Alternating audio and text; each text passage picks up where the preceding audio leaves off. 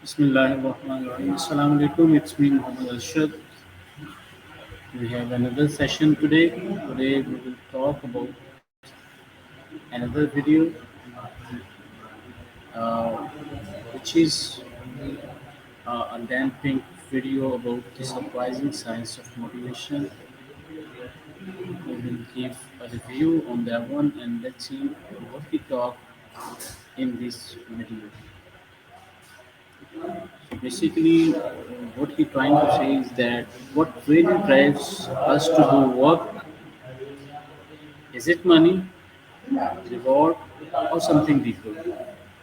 That's the question Dan Pink explores in his TED Talk, The Surprising Science of Motivation. In just 18 minutes, Pink challenges what most of us and most businesses believe about motivation. Today, I will review his main idea, reflect on their meaning, and share how they apply to their own lives and workplace.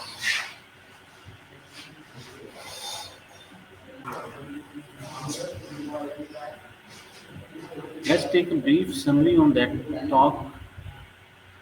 Dan Pinks begins with exposing what he calls mismatch between what science knows and what business does. For decades, companies have relied on if-then rewards. If you do this, then you will get that. It sounds logical. Offer more money, you get better performance. But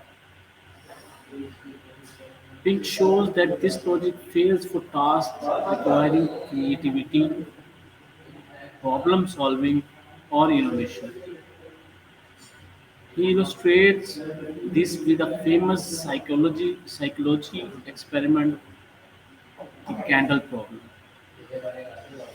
Participant must attach a candle to the wall without dripping wax on the table.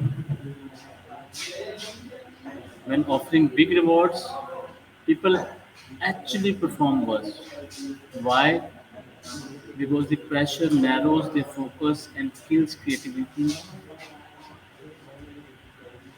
Pink summarized research across multiple studies for simple mechanical tasks, reward works. For complex cognitive tasks, rewards can undermine performance. So if money isn't the ultimate motivator, then what is? Pink Pink identifies three key drivers of motivation. Number one, autonomy, the desire to direct our own lives.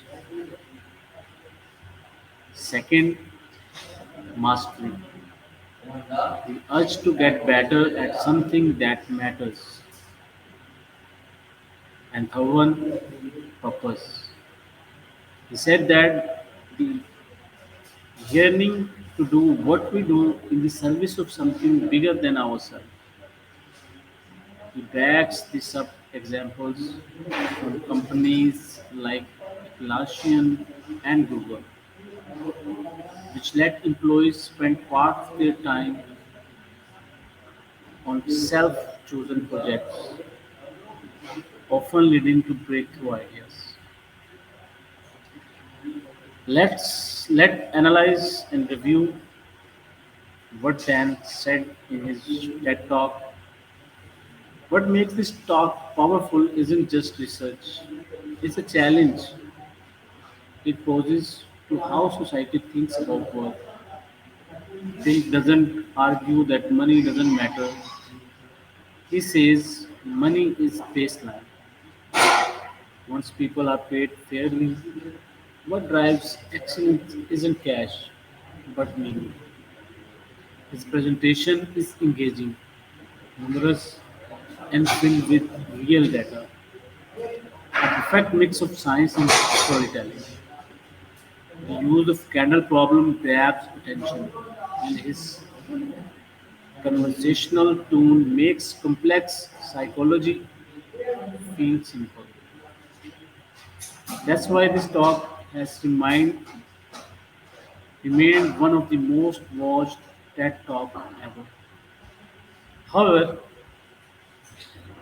one limitation is that it mostly draws examples from creative and tech industries.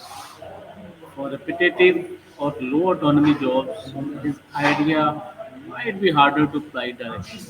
Still, the overall message that humans are motivated by autonomy, mastery, and purpose feels universal and deeply human. My personal reflection on that is personally, this talk made me rethink what drives me. I used to believe that success means earning more and getting higher grades. But looking back, the time I have worked hardest weren't for rewards.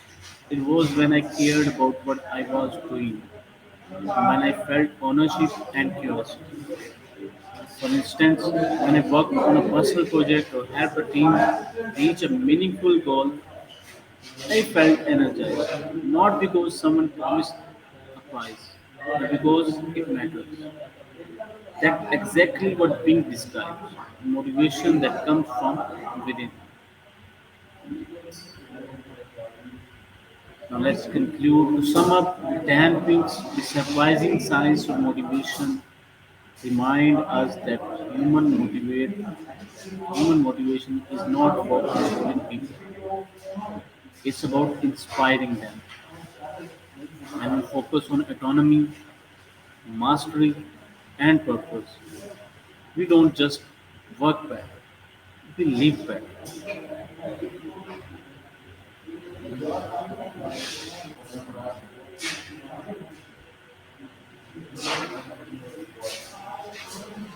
So the next time we think about motivating ourselves or others, maybe we shouldn't ask how much can I pay them, but instead, how can I help? How can I help them find meaning and freedom in what they do?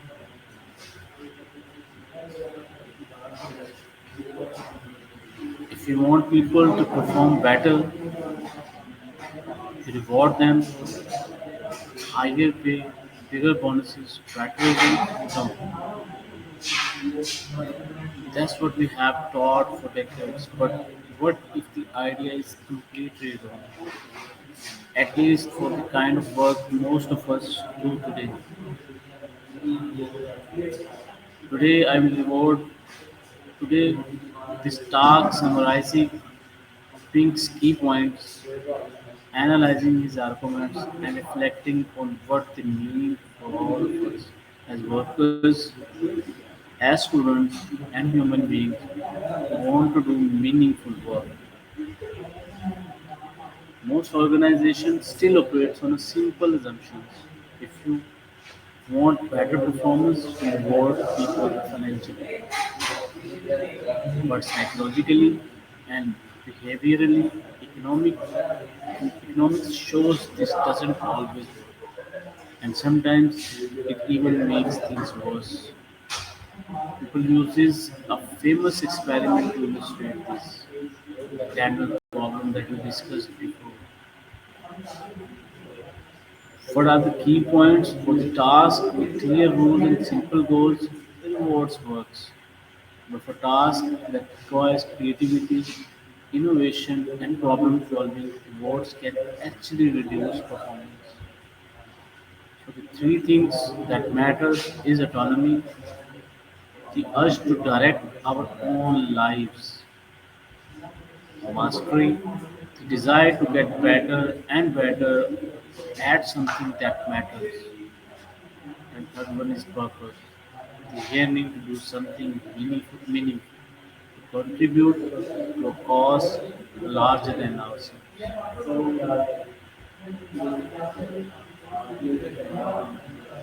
To wrap up Dan Pink's The Surprising Science of Motivation, it is more than a talk about work. It is a talk about human nature.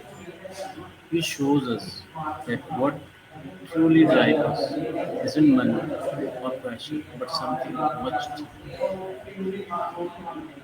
Thank you. That's all for today. Hope you will like